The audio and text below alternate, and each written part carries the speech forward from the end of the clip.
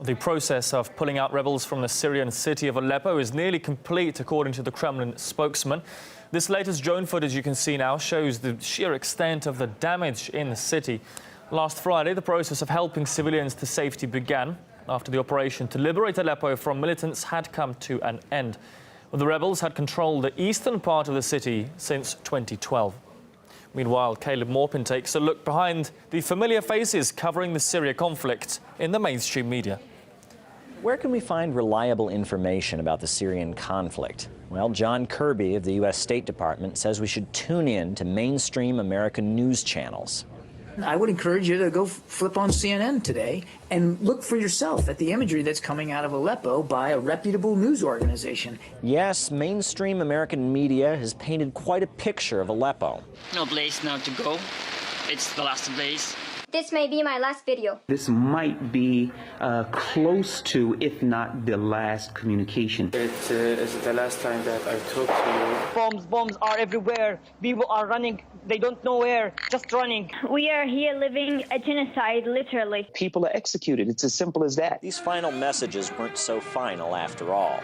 Not only did those who put out these final messages not die, but they have continued to put out reports. Here's another hit from one of them, Belal Abdul Karim, with a man who definitely looks like a moderate Syrian rebel.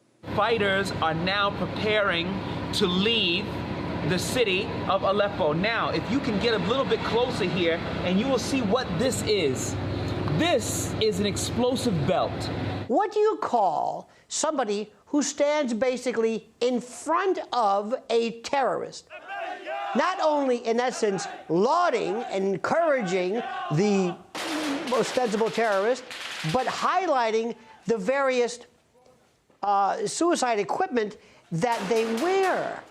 Again, I keep talking about this line that is traversed. And this isn't propaganda. This is basically recruitment. Now, Mr. Karim seems to be very well trusted by the al-Nusra terrorists. They let him get rather up close and intimate for interviews. Now, we decided to go to the U.S. State Department and ask John Kirby how reliable and credible a source like that actually is. He didn't seem to have any real response. One of the journalists who was quoted and featured across American mainstream media is Belal Abdul Karim. Here he is being interviewed. And this individual, we also have some of his other journalism, and here he is with someone, this is what he, in his words, describes as an explosive vest. And this is an interview he did with a fighter in an explosive vest.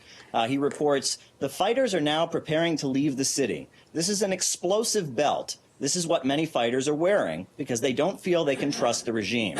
Is this an unbiased, credible source, this person standing next to what looks like a potential suicide bomber?